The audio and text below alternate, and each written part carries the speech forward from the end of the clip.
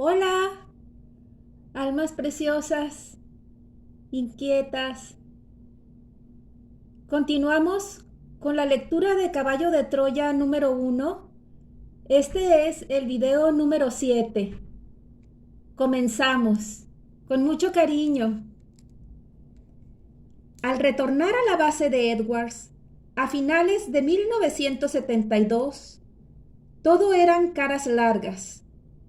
Pronto supe, y la confirmación final llegó de labios del propio Curtis, que a pesar de las gestiones al más alto nivel, el gobierno israelí no daba su autorización para la entrada en su país de la cuna y del resto del sofisticado equipo. Lógicamente, tenían derecho a saber de qué se trataba, y el jefe del proyecto Caballo de Troya tampoco había dado facilidades para solventar este extremo de la cuestión. El más estricto sentido de la seguridad, sin embargo, hacía inviable que el general pudiera advertir a los israelitas sobre la auténtica naturaleza de la operación. ¿Qué podíamos hacer? Después de un agitado diciembre en el que sinceramente llegamos a temer por el éxito del gran viaje, el Pentágono, siguiendo las recomendaciones de Curtis, planeó una estrategia que doblegó a los judíos. Desde 1959, tanto la Unión Soviética como nuestro país venían desarrollando un programa secreto de satélites espías destinados a una mutua observación de todo tipo de instalaciones militares, industriales, agrícolas, urbanas, etc. Estos ojos volantes fueron ganando en penetración, especialmente a partir de los llamados satélites de la tercera generación en 1966. En una cuarta generación, el Pentágono, con la colaboración de empresas especializadas en fotografía, la Eastman Kodak, la ITEC Corporation y la Perkin-Elmer, había conseguido situar en órbita un nuevo modelo de satélite, la serie Big Bird, cuyo instrumental era capaz de fotografiar a 150 kilómetros de altura los titulares del periódico de un hombre que estuviera sentado en la Plaza Roja de Moscú. A pesar de la gran reserva del National Reconnaissance Office, un departamento especializado y responsable de este tipo de informaciones, con sede en el propio Pentágono, algunas de las características del Big Bird terminaron por filtrarse entre los servicios de inteligencia de otros países. El gobierno de Golda Meir había presionado en numerosas ocasiones para que la precisa red de nuestros satélites espías pudiera proporcionarles información gráfica de los movimientos de tropas, asentamiento de rampas, nuevas construcciones, etc. de los países árabes. Pues bien, aquella fue nuestra oportunidad. Desde hacía aproximadamente año y medio, desde comienzos de 1971, el Pentágono había empezado a trabajar en un nuevo diseño de satélites Big Bird, el KH-2. Curtis, previa autorización del Alto Estado Mayor del Ejército de los Estados Unidos y tras entrevistarse personalmente con el presidente Nixon y el secretario de Estado Kissinger, voló nuevamente a Jerusalén. Esta vez sí ofreció al primer ministro Golda Meir y a su ministro de la Guerra, el legendario Moshe Dayan, una explicación satisfactoria dentro del más riguroso de los secretos. Estados Unidos deseaba colaborar con el país amigo Israel, montando un laboratorio de recepción de fotografías para sus Big Bird. De esta forma, los judíos podían disponer de un rápido y fiel sistema de control de sus enemigos. Y mi país, de una nueva y estratégica estación, que ahorraba tiempo y buena parte de la siempre engorrosa maniobra de recuperación de las 8 cápsulas desechables que portaba cada satélite y que eran rescatadas cada 15 días en las cercanías de Hawái. Desde un punto de vista puramente militar, la operación resultaba, además, de gran interés para los Estados Unidos, que podían así fotografiar a placer franjas tan inestables, políticamente hablando, como las de las fronteras de la URSS con Irán y Afganistán y otras zonas de Pakistán y del Golfo Pérsico, pudiendo recibir cientos de negativos en la nueva estación propia, la israelita, a los 3 minutos de haber sobrevolado dichas áreas. Gracias a este sutil engaño, el general Curtis y parte del equipo del proyecto Caballo de Troya conseguían aterrizar a principios de enero de 1973 en el Tel Aviv. Para evitar sospechas y de mutuo acuerdo con el Mossad, Servicio de Inteligencia israelí, la USAF acondicionó un avión jumbo en el que habían sido eliminados los asientos, cargando en sus cabinas 10 toneladas de instrumental altamente secreto. Del falso reactor de pasajeros camuflado, incluso con los distintivos de la compañía judía El Al, descendió un nutrido grupo de aparentes y pacíficos turistas norteamericanos. Era el 5 de enero. Lo que nunca supieron los sagaces agentes del Servicio de Inteligencia israelí es que mezclaba con el material para la estación de recepción de fotografías vía satélite, viajaba también nuestra cuna. El plan de Curtis era sencillo.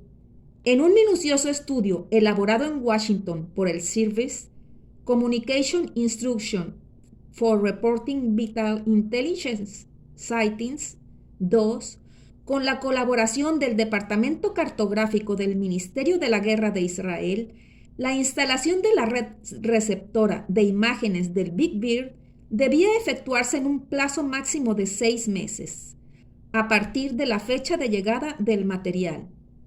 Los especialistas debían proceder en una primera etapa a la elección del asentamiento definitivo.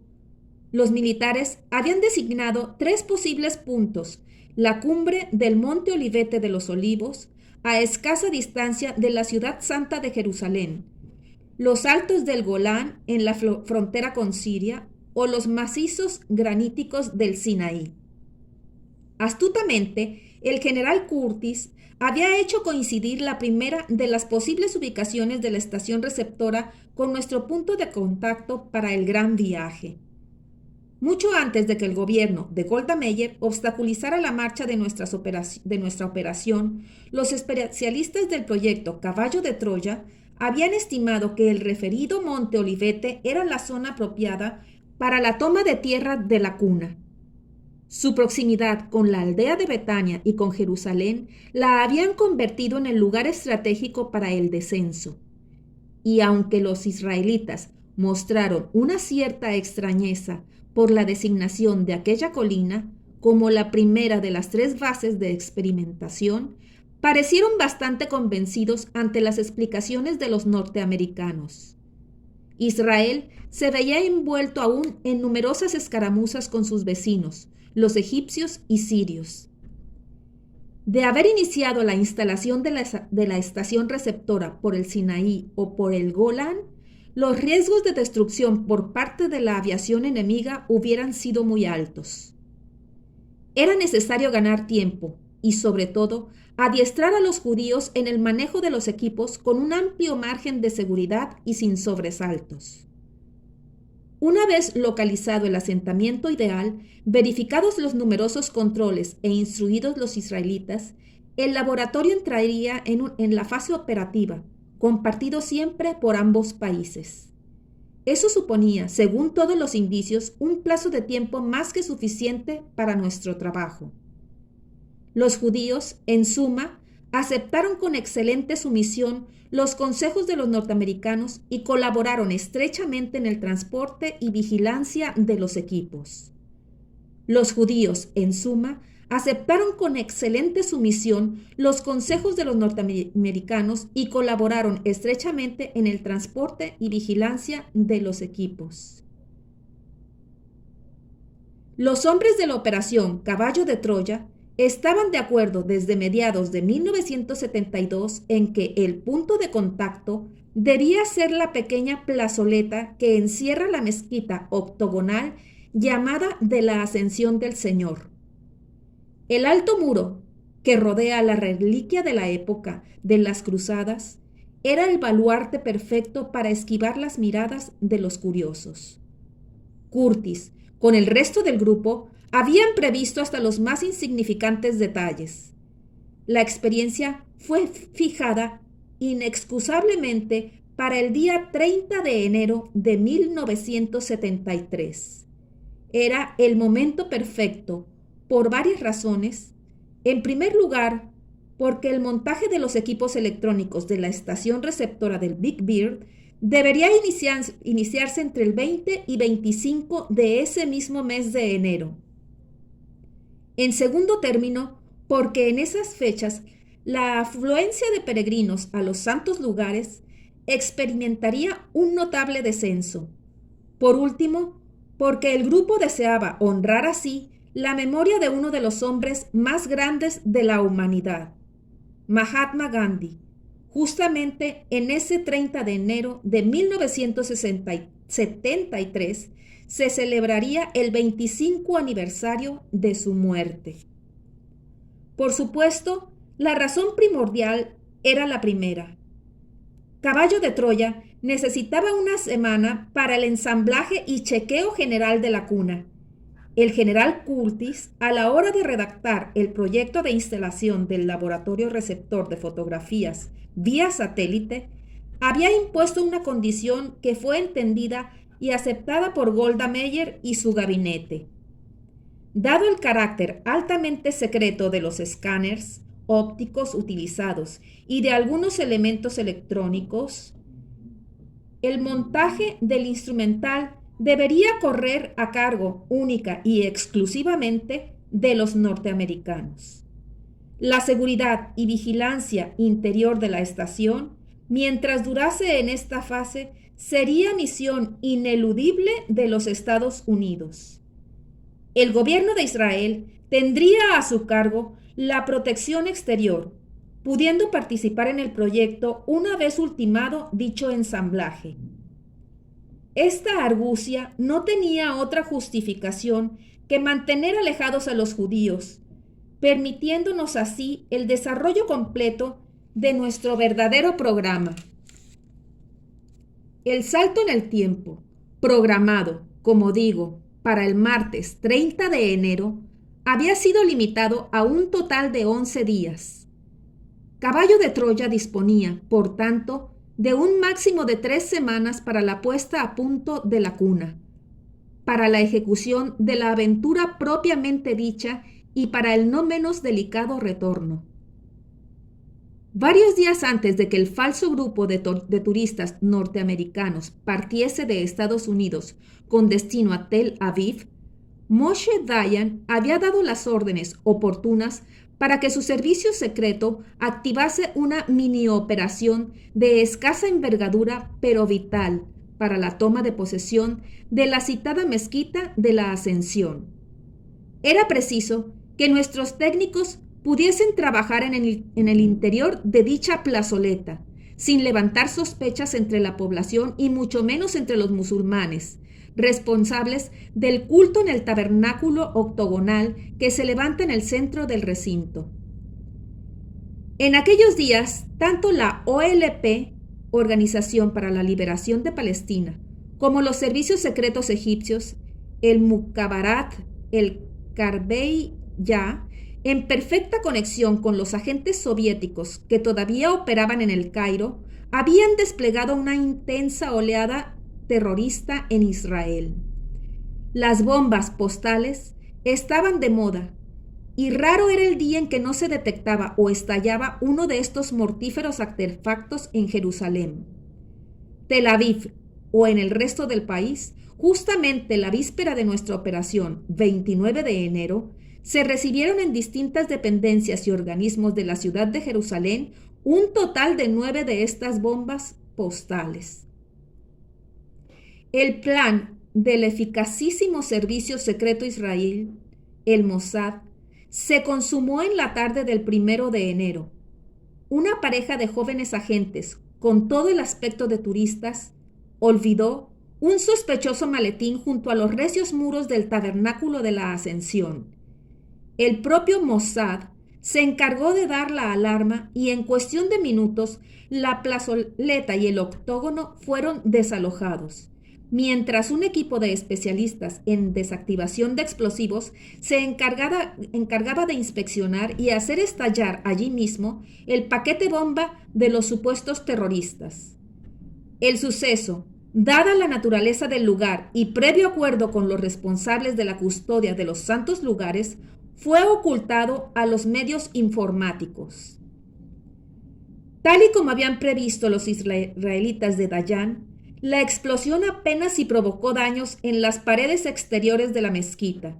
Sin embargo, en una rutinaria pero obligada inspección del resto del octógono, agentes del Mossad, haciéndose pasar por arquitectos de la División de Zapadores del Ejército, descubrieron y enseñaron a los custodios del lugar unas placas o radiografías de los cimientos de la cara este de la mezquita, seriamente afectados por el atentado.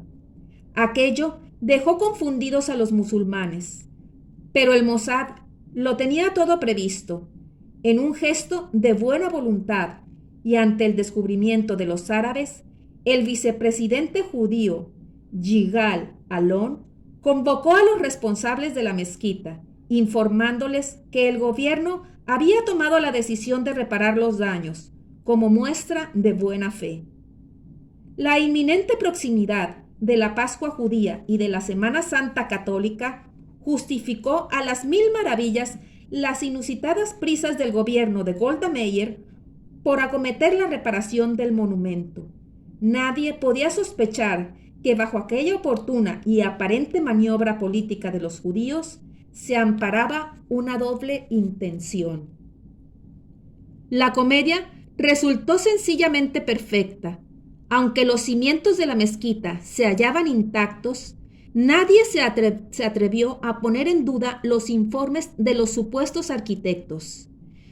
A las 48 horas de la explosión, una división especial integrada por arqueólogos y expertos de la Universidad de Jerusalén, de la Escuela Bíblica y Arqueológica Francesa de la Ciudad Santa y del Museo de Antigüedades de Amán, inició los trabajos de excavación en torno al perímetro de la pequeña mezquita, ante el beneplácito de los árabes. Sinceramente, nunca supimos cómo el servicio secreto israelí se las ingenió para embarcar a dicho grupo en semejante labor de restauración. En algunos momentos, incluso, llegamos a sospechar que aquellos discretos y diligentes arqueólogos no eran otra cosa que hombres del Mossad. El caso es que, cuando el general Curtis y el resto del proyecto Caballo de Troya giramos una primera visita de inspección a la plazoleta de la Ascensión, los obreros habían abierto zanjas junto a la mezquita, levantando dos grandes barracones, uno a cada lado del octógono y de acuerdo con las medidas previamente facilitadas por Curtis al ejército de Dayan. Los 71 pies de diámetro de la plazoleta, cercada por un muro de piedra de otros 9 pies de altura, eran más que suficientes para nuestros propósitos y por supuesto para la instalación del laboratorio receptor de fotografías. Desde el 7 de enero, de una forma escalonada y aprovechando las constantes entradas y salidas de material, los israelitas y norteamericanos se las arreglaron para introducir en los barracones la totalidad del material secreto. Una semana después, con el lógico regocijo de Curtis y de la totalidad de los científicos y militares que habíamos tomado parte en el transporte del instrumental, todo estaba dispuesto para el supuesto ensamblaje de la estación receptora del Big Bear. Aquello significó un adelanto de casi 7 días en el programa. A partir del 15 de enero, el jefe del proyecto Caballo de Troya comunicó a las autoridades militares israelitas que los ingenieros norteamericanos se disponían a iniciar los trabajos de montaje del laboratorio y que en consecuencia y de acuerdo con lo pactado, el acceso a los barracones quedaba rigurosamente prohibido a la totalidad del personal no americano. Los judíos se retiraron al exterior del recinto, manteniéndose no obstante un pasillo neutral por el que pudieron circular los arqueólogos, cuyo cometido no debía ser suspendido bajo ningún concepto. Si los árabes llegaban a intuir que aquellas obras de reparación de su mezquita no eran otra cosa que una tapadera para ocultar otros objetivos puramente militares, Caballo de Troya y la propia ubicación de la estación receptora se habrían visto en una situación muy comprometida. Los equipos de restauración, por tanto, prosiguieron con su misión a los pies de los muros del octógono, mientras nosotros desembalábamos el material, entregándonos a una frenética tarea de montaje de la cuna. Pero la alegría del general y también la nuestra iban a sufrir un súbito revés.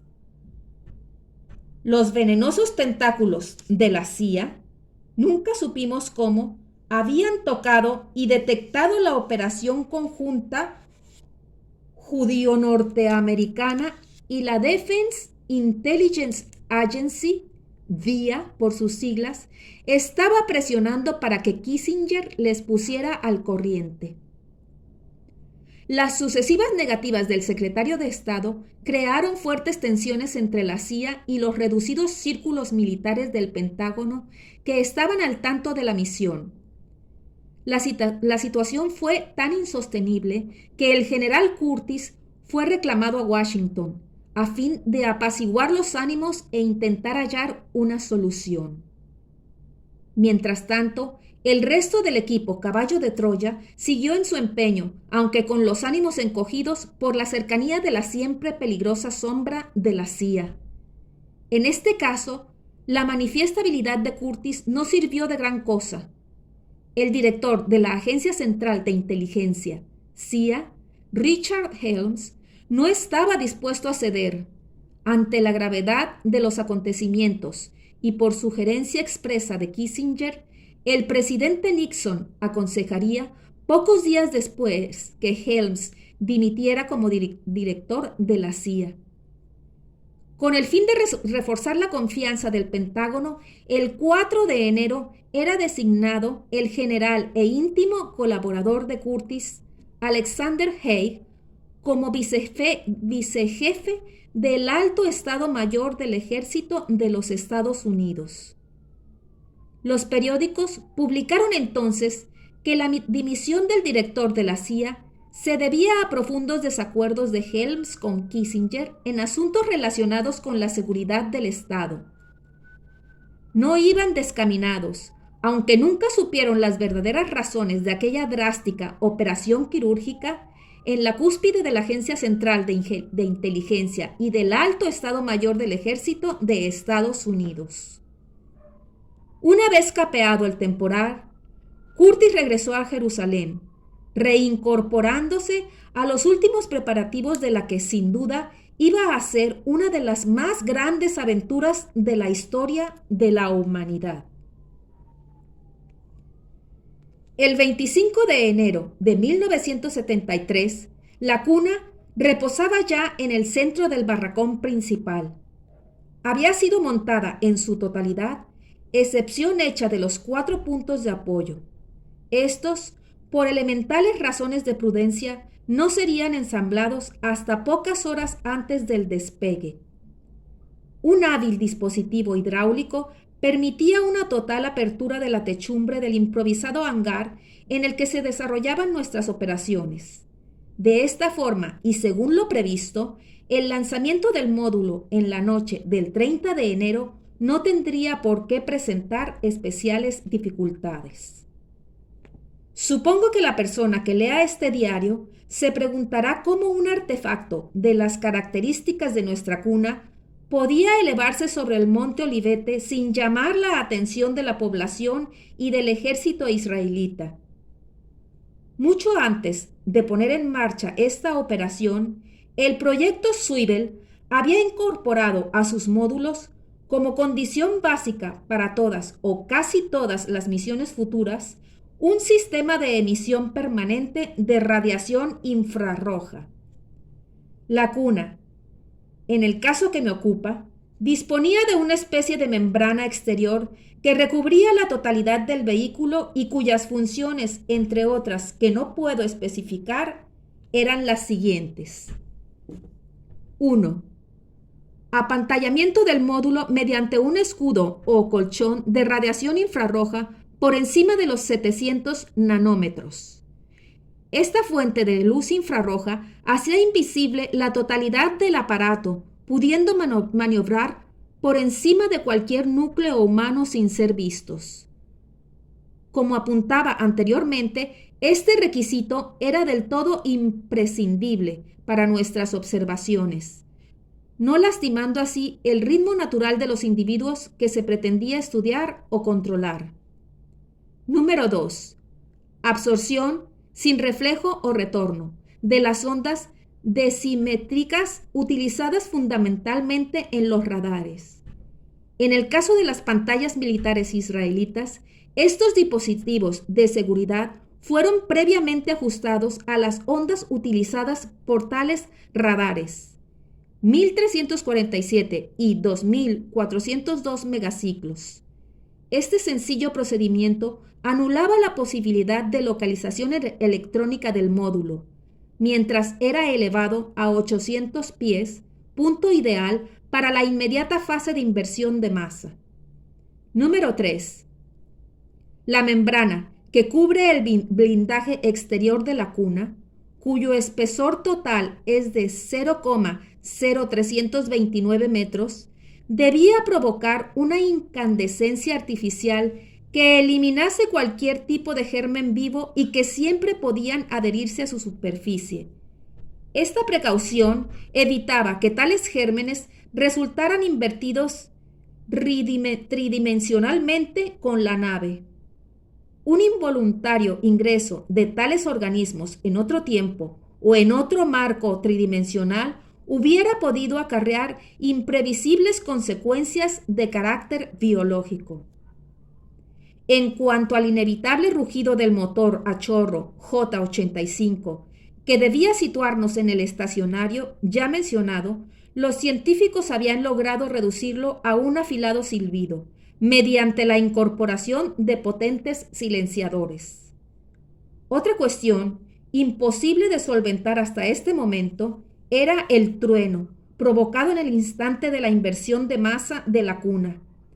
Afortunadamente para nosotros, ese estampido podía ser atribuido a cualquiera de las cazas israelitas que evolucionaban día y noche sobre el territorio y que al cruzar la barrera del sonido desequilibraban las moléculas del aire, dando lugar a lo que en términos aeronáuticos se conoce como un banc sónico. Como había ocurrido en las 6 pruebas precedentes, en el desierto de Mojave, el cada vez más cercano lanzamiento del módulo alteró nuestros ánimos. Curtis procuró que mi compañero de viaje y yo nos apartáramos durante un par de días de la mezquita de la Ascensión, pero nuestros pasos terminaban siempre por conducirnos hasta el hangar. 3 días antes del inicio del gran viaje, el jefe de Caballo de Troya nos convocó a una última reunión en la que repasamos las líneas maestras de la operación. Curtis parecía obsesionado por nuestra seguridad. Ambos conocíamos nuestras respectivas obligaciones, pero la insistencia del general nos inquietó. ¿Qué podía estar ocultando el director del proyecto Swivel? Meses después de aquella experiencia, mi hermano y yo tuvimos ocasión de conocer la verdadera razón de su inquietud. La estrategia a seguir en el descenso al tiempo de Jesús de Nazaret había sido meditada a fondo. Una vez en tierra y tras varias horas de revisión de controles, mi compañero de módulo, a quien de ahora en adelante llamaré Eliseo, debería permanecer durante los 11 días de exploración al mando de la cuna. Solo en caso de alta emergencia podría abandonar la nave. Mi papel, como creo que ya he insinuado, exigía el desembarco a tierra y la aproximación al maestro de Galilea, a quien debería seguir y observar durante todo el tiempo que me fuera posible.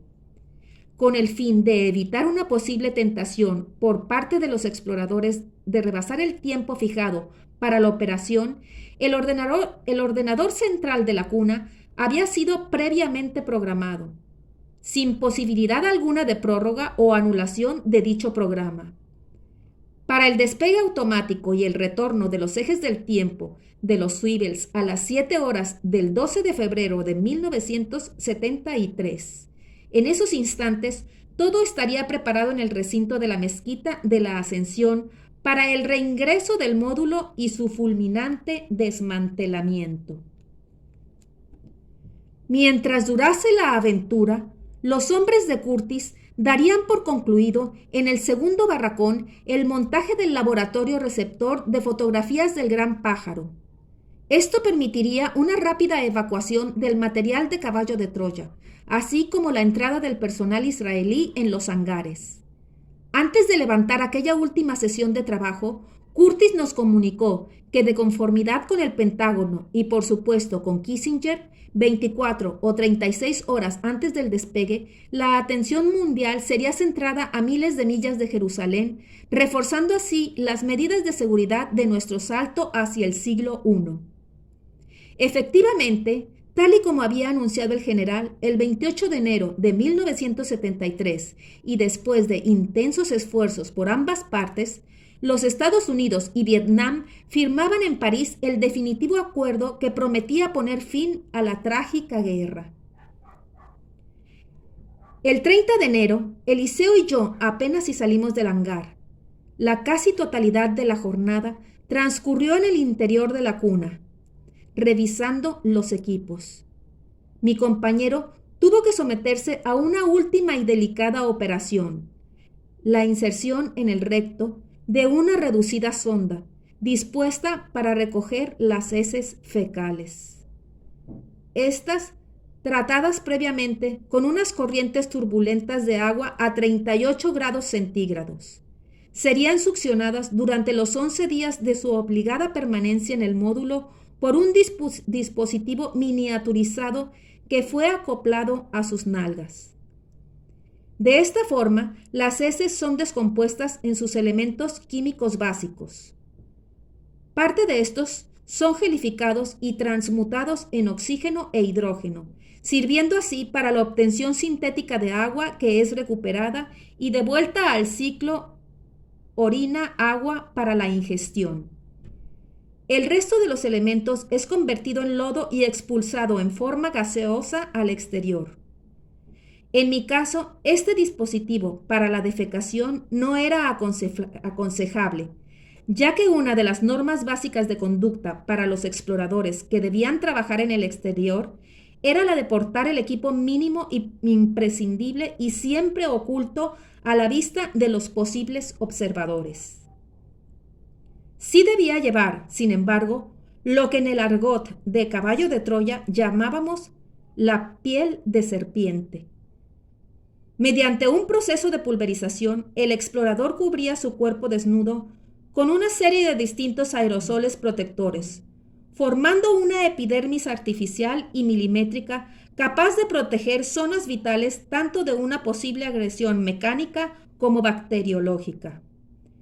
Aunque esta segunda piel podía adherirse a la totalidad del cuerpo, en razón a la indumentaria que debía vestir, el jefe del proyecto estimó que la coraza, transparente y de extrema elasticidad, debía ser limitada desde los órganos genitales a las respectivas áreas del cuello que protegen a ambas arterias carótidas. Este eficacísimo traje protector, que algún día resultará de gran utilidad a nuestros astronautas, submarinistas, etc., puede resistir, a la manera de los anticuados chalecos antibala, impactos como el de un proyectil calibre 22 americano. A 20 pies de distancia, sin interrumpir por ello el proceso normal de transpiración y evitando, como digo, la filtración a través de los poros de agentes químicos o biológicos. El proyecto Swivel había desarrollado, en especial para los astronautas de la fascinante Operación Marco Polo, otros dispositivos que harían palidecer de envidia a los técnicos de la NASA. He aquí algunos de los más sugestivos. Los ojos y boca de los exploradores a otros marcos tridimensionales de nuestra galaxia pueden ir protegidos con un sistema absolutamente revolucionario.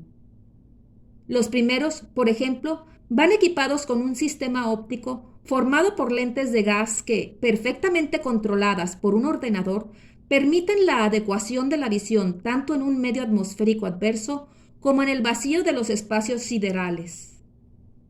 Los oídos de los astronautas, por otra parte, pueden llevar incorporadas sendas cápsulas acústicas miniaturizadas, excitadas por un equipo receptor por ondas gravitatorias. Estos dispositivos sirven para transmitir cortos mensajes entre los componentes de un grupo o, como en nuestro caso, para sostener una permanente comunicación durante los 11 días que iba a durar la aventura. Gracias a estas cabezas de cerillas, fácilmente ocultas en el interior del oído, tanto Eliseo como yo pudimos saber el uno del otro, sin necesidad de cargar con incómodos aparatos de radio que hubieran quebrantado, por otra parte, la estricta pureza de la exploración. En cuanto a la alimentación, en el caso de viajes de larga duración, los astronautas son dotados de un doble tubo que conduce, por un extremo, a un dispositivo especial ubicado en la región lumbar y por el otro a un mecanismo sumamente frágil y sujeto al labio inferior.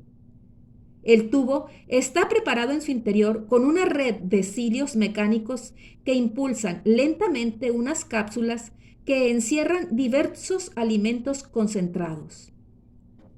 Estas son de sección elíptica y van protegidas por una delgadísima película gelatinosa muy soluble en la saliva.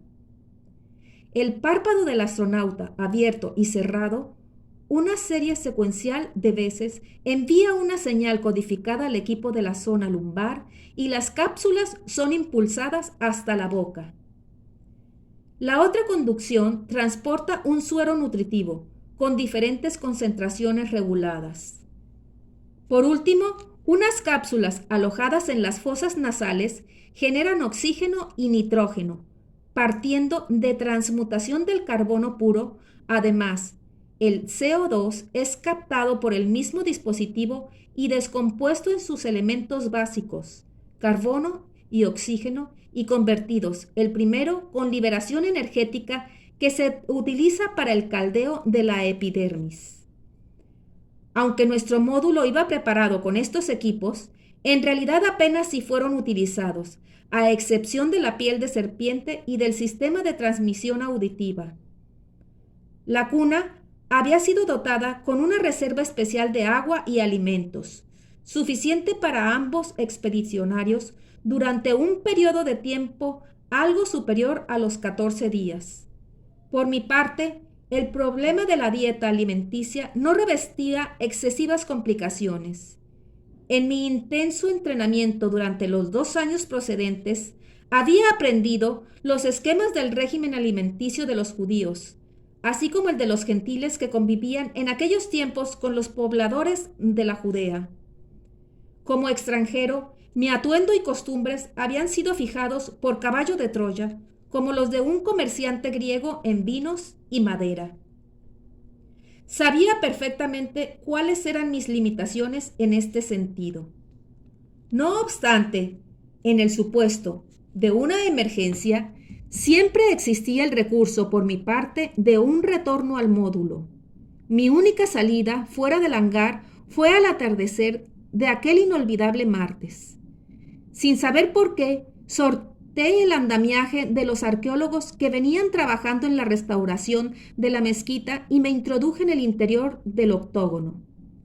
Era extraño. Allí, solitario, frente a las 3 pequeñas velas que alumbran la piedra en la que, según la piadosa imaginación de los peregrinos católicos, aún se ve la huella de un pie que se eleva, me pregunté por qué, caballo de Troya, había elegido precisamente la mezquita de la Ascensión de Cristo a los cielos como nuestro punto de partida para aquella otra ascensión. En silencio, Eliseo y yo abrazamos a Curtis y el resto de los compañeros. No hubo muchas palabras en aquella despedida. Todos éramos conscientes del momento histórico que protagonizábamos y de los oscuros peligros que podían aguardarnos al otro lado. Hasta el 12 de febrero, murmuró el general con un punto de emoción en sus palabras. ¡Suerte!, añadieron los hombres de caballo de Troya. Y a las 23 horas GMT, hora Greenwich, la cuna comenzó a elevarse hacia un firmamento blanqueado por las estrellas. En 30 segundos alcanzamos la cota de 800 pies, llevando a cabo el estacionario del módulo.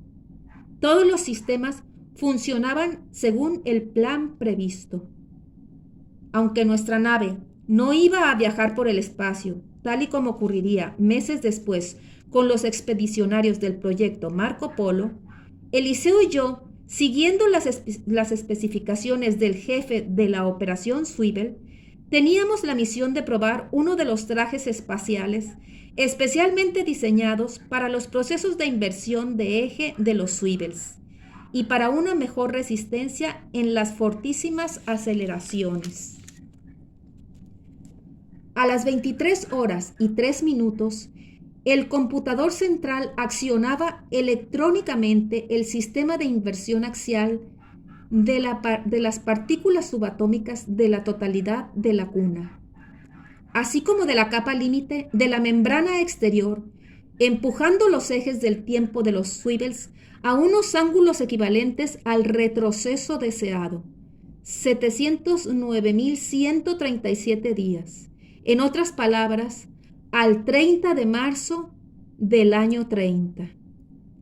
Décimas de segundos después de la sustitución de nuestro antiguo sistema referencial de 3 dimensiones por el nuevo tiempo, y según nos explicaron los hombres de caballo de Troya, a nuestro regreso, una fortísima explosión se dejó sentir sobre la cumbre del Monte de los Olivos, con la consiguiente alegría de nuestros compañeros y el desconcierto de los israelitas.